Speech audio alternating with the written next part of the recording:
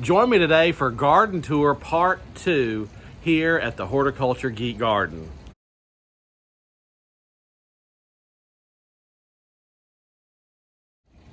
Hey there everybody, and welcome back to Horticulture Geek. I'm Ray. Thank you so much for joining me today here on the channel. And we are going to be wrapping up our garden tour today with Part 2. So if you have not seen Part 1 yet, you may want to pause this video and jump back to the previous video where we walked through all of most of this side of the garden, all of the sunny side of the garden. Today's Part 2 video, we're going to pick up over here where we left off, and we're going to tackle the patio and the shade area before we wrap this video up today. So hopefully you enjoyed Part 1 and you're ready for Part 2. So hopefully you guys are excited to see the rest of the garden today and see what everything is looking like here at the fall garden tour in end of October here at the Horticulture Geek Gardens. So sit back, relax, and here we go. Here we have another water fountain. I don't know if most of you have seen this yet. This was a new addition to the garden this year. I picked this up at a garden center in Memphis, one of my favorite garden centers over in Memphis. And I absolutely love this. This is the rose wall fountain. If you can see, it has a rose design on it. Let me zoom in where you can hopefully see that better. So there's a bouquet of roses there, a small bud there, and then some more roses there. And so the water comes out of that copper pipe, hits the first bowl, and then spills over into the second bowl here on the fence. So love, love, love, love, love this fountain, and the sound and the movement that it brings to the garden has been a real fun addition. I've got some Mexican petunias back here. That's the common name we call them. So let me zoom in on that purple flower there. So it's in a happy spot back there. It kind of likes being wedged in next to the the elephant ears for some reason. And it recently has fallen down. It got so tall, they were up to about right here for most of the season, and then some recent wind pushed it over. And it's to the point of the season where I'm not gonna worry about picking it up because I'll just cut it back and it'll flush out new next year. Here's our elephant ear patch. If you've been with me for a while, you know that this is a standard in the garden. They've been here for a very long time. They're always usually very beautiful. I did enter one of these leaves into a horticulture show, the same one that my spider aloe won in, and it won a blue ribbon as well, because these are just such mature, established bulbs, and they love their life that they really do shoot off these ginormous, perfect elephant ear leaves. And I do every year I remove pup bulbs from this area because these mother bulbs are just so big and happy here that they just produce baby bulbs all season long. And so in the spring I will come through and I will pull a whole bunch of bulbs out of here and give them away to garden friends, sell them at plant sales, whatever the case may be, just to keep this patch of elephant ears thinned out and in check. All right, so while we're at this stage, hang on. Okay, so past the elephant ears, we're entering the patio area and the shade garden area. So let me just kind of give you an overview. We'll just kind of start here on the patio. So here on the patio, I've got two matching urns. I've got just palm trees planted in them, and then I have these lantanas planted in them. So these lantanas are beautiful, these purple lantanas. And I believe these purple lantanas were recent additions to the market. I think maybe year before last or this past year. And they're, as you can see, they're more of a trailing lantana. Where some lantanas want to form massive bushes, which are beautiful. These really kind of just want to trail, and so it makes them perfect in these containers. This one, I mean, look at that. How stunning is that? It's like the palm trees wearing a dress or something. It just has completely spilled over and covered that whole planter there. So then I've just got some other things. I've got some alliums planted in those little urns on the back tables. I've got some ajuga and some Scotch moss and some pansies planted in the copper bowl on the coffee table. So we've just got some beautiful things here. And these containers, all right, let me zoom in here. So this is Dichondra Silver Falls planted in here on these little tables. And they've clearly been enjoying their summer, just being able to spill out of the pots and drape down the sides of their little tables. All right, so let's get back into this garden tour. So here we have a rose. This is a regular rose bush.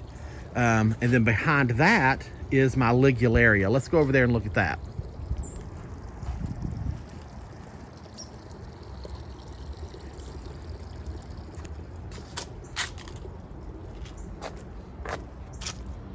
So this is the tractor seat plant, or ligularia. It does produce daisy-like blooms on a bloom stalk, but that are really pretty, but just a beautiful dark green glossy foliage texture in the garden. It can take sun, part sun. Here you see it in a part sun situation. It does get some good sun here. I get enough sun through here to keep the rose and the ligularia happy. But then under this euonymus burning bush here, and then throughout the rest of the garden, it's shady enough to keep the ferns and the hostas. And let me just put you on this burning bush for a second. Now, these burning bushes, while beautiful, and I do have this one pruned into a multi-trunk tree. This is considered a large shrub. I have pruned it up. I've limbed up the canopy to be a small tree for me in my garden. It is a beautiful plant. It has beautiful fall colors. It's setting all of its fall color and its winter berries right now. But this is a invasive plant species. And in some states and areas around the world, it is illegal to have this plant. So before you look at this and think, oh my gosh, that's beautiful, let me run out and get it, make sure you can have it in your area. And even here in the South, it's not illegal to have it, but it can cause problems because these things will sprout up everywhere and try to take over. This one was here at this property when I bought it. I did not plant it, but since it was here, I've done some things with it and I've utilized it in my garden because it is a really pretty plant. So yeah, so I've got some ferns, some hostas, hanging baskets. So you might have noticed this hanging basket over here. So that is the first one, and that is really a poor plant choice for that plant, for that pot, because that pot really is in full sun all day, and the impatiens did okay, but I had to water this thing multiple times every single day to keep it as healthy as it was and looking as nice as it did. And it did not look anywhere as nice as the other ones because it was just too much sun. So I should have chosen a sun-loving plant to go in this pot, but I wasn't thinking about it when I bought the plants for this, and I had 4 matching pots, and so I put 4 matching plants, the plants matching in all of them, because I've got the 1, the 2, the 3, and then the 4th one over there. But it's worked out fine. So you can see this one is much more happy. It's not yellowed and stressed out. It's just big and pretty, and it's full of impatient blooms. Yeah. And this is the wishbone flower that was planted in there as well, just for some interest. So again, coleus, there's just coleus planted in here, more ferns, more hostas. I've got a boxwood there in that urn. This is the Persian shield planted in this container. This Persian shield flopped over on me. So you can see it kind of sprawls out of the pot, and you can see a hosta in there. But it was planted exactly like this one, and this Persian shield did not flop over. It remained a bush. So I've got that. And then I've got this plant here, which is like a clover. I forget the exact name of it. It's escaping me at the moment, but it's pretty in there. Some hydrangeas here. And this is a climbing hydrangea I've got planted back there. And this is its second year in the garden. And this year it finally started to put off some vining laterals that will be able to train up on this fence. Hopefully next year. I'm hoping next year that some of these canes, let me zoom in on that. There you go.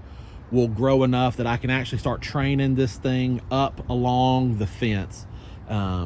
So it's called a climbing hydrangea. It's not really a true hydrangea, but it produces blooms that are very similar to a hydrangea bloom. All right, make sure I'm backed out. Cool. Holly ferns. There's another clematis planted on this trellis back here. Another hydrangea, another container over there. This one was really my prettiest impatiens container until maybe 3 weeks ago, and then it literally just started to fizzle out. So I'm not sure what's going on there, but sometimes that happens. So here's some beautiful coleus in these little containers. A staghorn fern here. Now, this staghorn fern does not look like much right now, but I am so happy with this thing, because if you have been with my channel for a while, this staghorn fern used to be massive. Last winter, during a cold snap, I overwinter my plants in my garden shed, my potting shed. And last winter, during a harsh cold snap, unbeknownst to me, a breaker got tripped, and the heater obviously did not work in the shed for 2 days. And so I lost several things completely, and this staghorn fern was almost a goner. At the beginning of this season, when I brought him back out here, there was one half, like this leaf right here, there would have been like this much left of green on that. And I hung it out here. I let it do its thing. I had faith, and it has finally started to reward me. It is flushing out. So hopefully next year it will continue to flush out as well. So here we've got more impatiens planted in the ground under planting, this maple tree. So just some pretty things here. The coleus in these pots. These are not large pots. These are small pots. And so I just put these coleuses in there because they're beautiful. You don't expect to see this red neon color balls hanging in a tree like this. And so the interest and the texture and the color, just phenomenal all season long. And like I said earlier at the introduction of this video, these are one of the things that are really starting to fizzle out because they just can't handle the cold. But my gosh, these things were so pretty this year. So if you can just imagine that color more intensified, hanging in this tree, it was very nice looking. All right, so back here, this is a tater tot arbovita planted in that container that kind of lives back there. And this is a lace leaf weeping Japanese maple planted in that container. All right. Try to slowly pan around so you can see some things here. All right, so here we go into this corner. I love this hydrangea. This is a lace cap hydrangea, and it is shooting out a couple of fresh blooms. So you can see that one. And here's this one.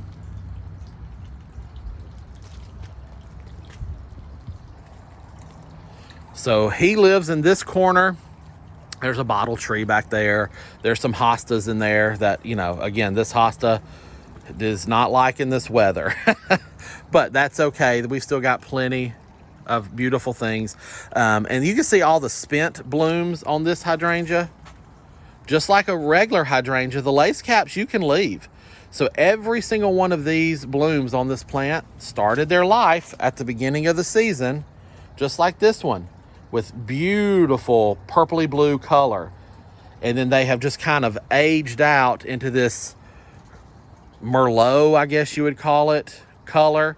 So it still gives lots of nice texture and interest on the plants. All right, here we have another fountain, the little cherub fountain. So an asparagus fern, these hostas in this container. These are always the first hostas in my garden to usually give it up. And it's because they're in a container and they just feel the cold more than the others. Again, just some pretty stuff. Hanging basket with petunias there. All right, and then this is the patio. So I've just got some containers over here, some impatiens, wishbone flowers, heuchera over here, some pansies going over there, fiddle leaf fig, a little plant on the table there, another fountain. This is a new hosta. I picked it up this year. Not hosta, my goodness, hydrangea. This is one of the new weeping hydrangeas. And I left the tag on it specifically so I could show you guys this. This is the Fairy Trail Green Cascading Hydrangea.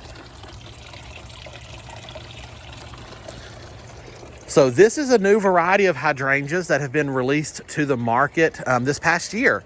And so these hydrangeas are perfect for containers or on the edges of rocks, walls, borders, because these hydrangeas, unlike a traditional hydrangea, which forms a big bush, these are cascading or weeping hydrangeas. They also can be used in hanging baskets, and they will drape down and provide you a hydrangea texture in a hanging basket.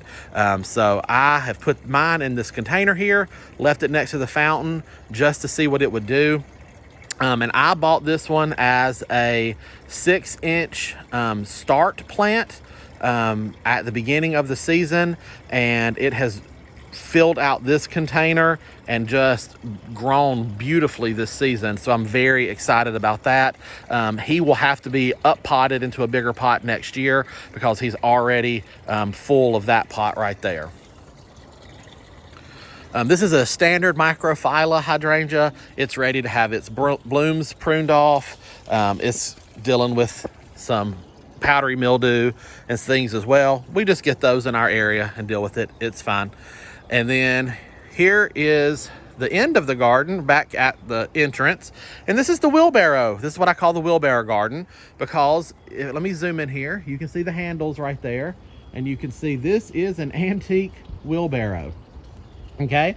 And I have a container right here. And I planted the same impatiens in the planter as I planted up in the wheelbarrow. And let me back out. So it formed this just beautiful swath of pink color all season long that looks like it's just originating in this wheelbarrow and spilling out onto the ground. And I've got some heucheras in there as well. This is a clematis growing on this bird house here. And it's obviously the cold is not, he's not liking the cold there. He's already started to lose. And this is another tater tot arbovita here. And then right over here at the gate, the last containers in the backyard, I just have some begonias in there, as well as a few other little cascading and there's some heucheras in there as well. But those begonias have just been beautiful all year. Lots of white color. I wanted a pop of brightness here. Not overly complicated, not overly designed. It's just I wanted something on either side of the gate, and this is what we got. So that is the garden for right now. That's what it looks like. All right, guys, that is going to wrap up our garden tour. I hope you have enjoyed both part 1 and now part 2. Hopefully something here in the garden has inspired you. Maybe you've seen something that you want to try to add into your space, at your garden, or maybe it's just given you the encouragement you needed to get out and try something. So while we're all trying to start thinking about winding down our gardens for the season, there's still wonderful things you can do in your gardens. Depending on where you live, this time of year is still an excellent time to get things planted in your garden. Shrubs, trees, and perennials.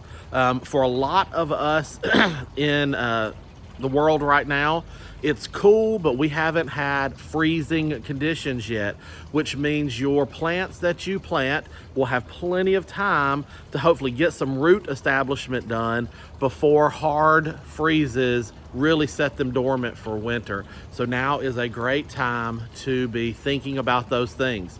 So look around your own gardens, see what you like, what you think you're missing, and see what you can find, because now is also a good time to buy plants that are probably on clearance. Most garden centers, especially seasonal garden centers that don't stay open year round, like big box stores, are going to be putting their stuff on sale because they've got to get it out of the way to close down their garden centers for the season, or bring in their Christmas trees, or whatever else they're trying to bring in to head into a different season.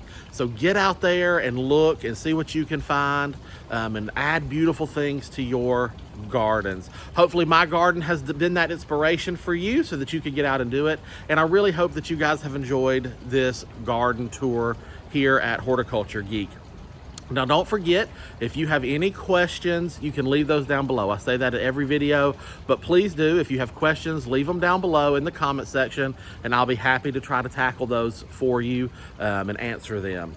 If you have not hit that like and subscribe button, please do that. It really does help me out. And then hit that notification bell, and it'll tell you every time we post a new video here at Horticulture Geek. So I've got several gardening projects that I'm going to be working on here in the next few weeks before we get a hard freeze. So I'll be doing my best to film those things and release more videos for you. So hit that notification bell so as I post new things, you'll be able to see it. That is going to wrap it up for me here today at the Horticulture Geek Garden in Central Arkansas. I hope you've enjoyed it. Come back and see me again. But until next time, from my garden to yours, I wish you all the best and happy gardening.